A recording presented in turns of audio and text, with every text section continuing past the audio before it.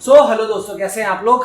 मैं आ गया हूं फिर से एक बार और आपके पास बहुत सारी इंफॉर्मेशन, बहुत सारी नॉलेज और बहुत सारा पॉजिटिव थिंकिंग लेकर। आज हम जिस चीज के बारे में बात करने जा रहे हैं वो बात सिर्फ उतनी नहीं है जितनी मैं करने जा रहा हूं, वो उससे कहीं ज्यादा है। और जब हम उन बातों को करते हैं तो सिर्फ करने के लिए नहीं, आगे बढ़ने के लिए और अपने आप को एक नेक्स्ट लेवल पे ले जाने के लिए हम उन चीजों को करते हैं। आज मैं जिस शख्स के बारे में बात करने जा रहा हूँ वो एक रैपर है। वो एक देश का पीएम है।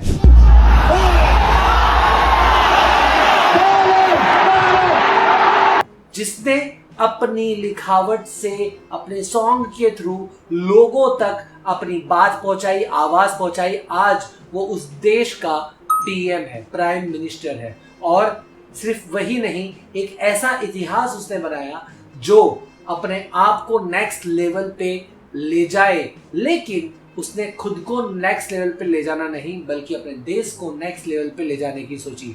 जैसे ही उसने कदम आगे बढ़ाया वैसे ही उसने पूरे देश को पलट दिया।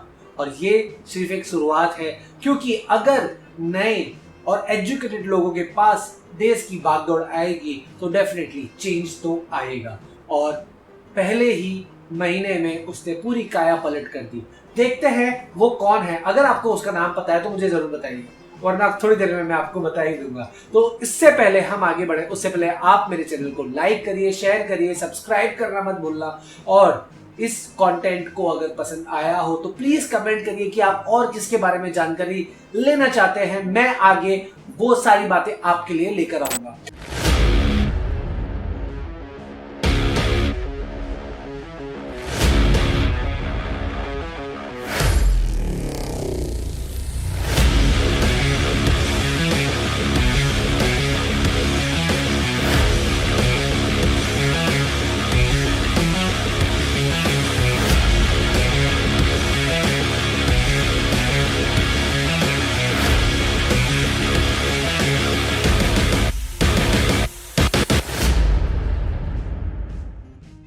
मैं बात करने जा रहा हूं ऐसे बंदे की जो नेपाल का सबसे यंगेस्ट पीएम बना है। उसकी उम्र सिर्फ 35 साल है और 35 साल में उसने जर्नी कंप्लीट की है अपने रैपर से लेकर पीएम तक।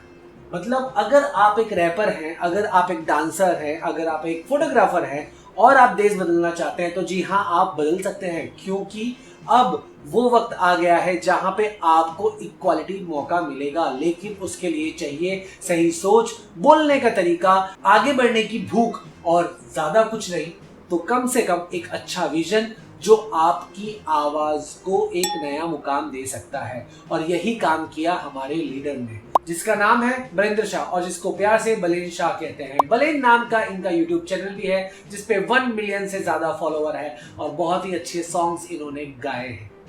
सिर्फ इतना ही नहीं, इन्होंने पूरे देश में सबसे ज्यादा वोटों के साथ जीत हासिल की और वो भी इंडिपेंडेंट। इंडिपेंडेंट का मतलब होता है किसी भी पार्टी के साथ मिले बिना। इन्होंने इंडिपेंडेंट खुद को खड़ा किया, अपनी सोच अपने जेनजी लोगों के सामने, अपने यूथ के सामने रखी और इन्होंने पूरी देश की काया पलट कर दी। जितने भी पार्टी थी सारी की सारी हार गई सिर्फ इनके सामने। ये एक सिर्फ रैपर नहीं, ये एक युवा आइकॉन है। और युवा आइकॉन इसीलिए क्योंकि इन्होंने किया है इंजीनियरिंग करने की वजह से इनका ज्यादा से ज्यादा फोकस जो है वो टेक्नोलॉजी को लेकर है। और टेक्नोलॉजी को लेकर अगर आप एजुकेटेड हैं, आप इंजीनियर हैं, तो आपको पता है कि कौन सी जगह पर आप आगे बढ़ सकते हैं और कौन सी जगह पे बैक आ सकते हैं। ऐसी बहुत सारी पोजीशंस होती है जहां पे हम अक्सर अपनी इस सिचुएशन को कंट्रोल नहीं कर पाते। हमें किसी फील्ड में समझ होती है और किसी फील्ड में समझ नहीं होती।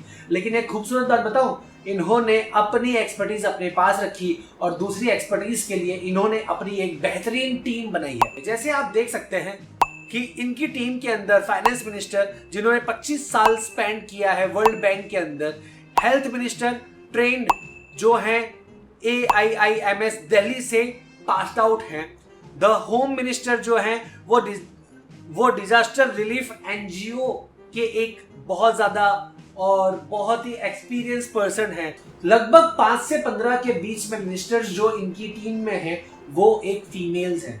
और आप तो ये जानते ही हैं जितनी स्किल्स फीमेल्स के पास है उतनी तो मेल्स के पास भी नहीं है। और 100% आई एग्री ऑन दिस। इसलिए मैं अक्सर कहता भी हूं कि स्किल्स पे वर्कआउट करो, क्योंकि जब तक आप स्किल्स पे वर्कआउट नहीं करोगे you are not getting your point और you are not getting your गोल।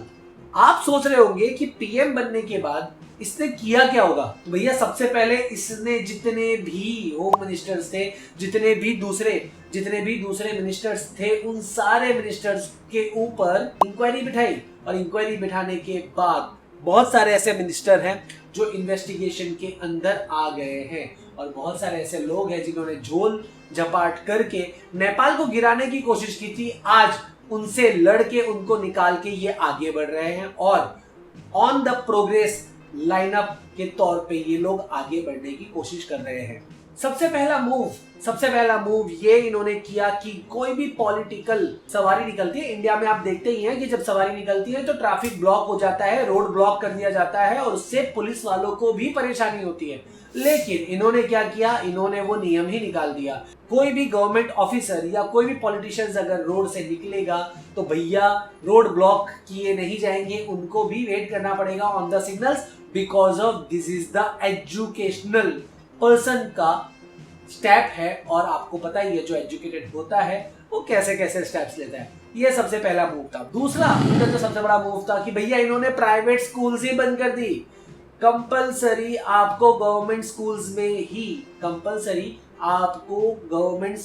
में ही एजुकेशन लेना है। और कोई भी बंदा, चाहे वो सिविल सर्वेंट हो, चाहे वो टीचर हो और चाहे वो अदर पोजीशन पे हो, वो कभी भी पॉलिटिशियन या पॉलिटिक्स में नहीं आ सकता।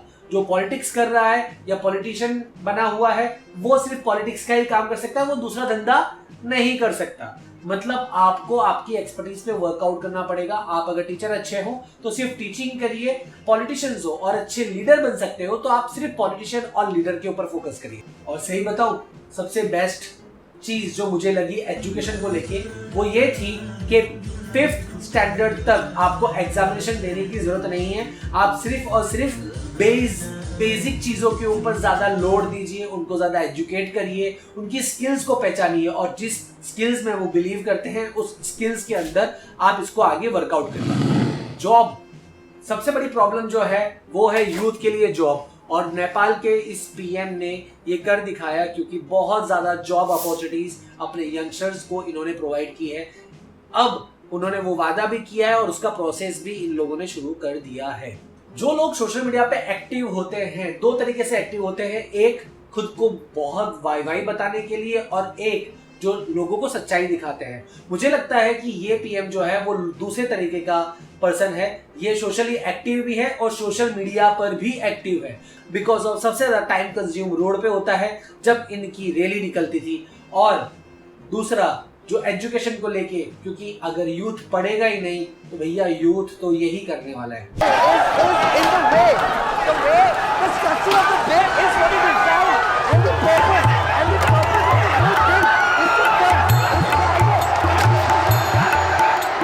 तो नेपाल का भविष्य कितना होने वाला है, कैसा होने वाला है और क्या होने वाला है, ये तो आपके सामने आ ही जाएगा। अगर आपको ये वीडियो पसंद आया तो please like, share and subscribe करना, ज्यादा से ज्यादा उन लोगों तक भेजना जो लोग भविष्य में लीडर बनना चाहते हैं, क्योंकि मेरे चैनल पे वो सारी चीजें सिखाई जाती हैं जो आपको एक बेहतर लीडर बना सकता है। थैंक यू सो मच, मिलते हैं जल्दी अगले वीडियो में। So don't forget to subscribe, like also.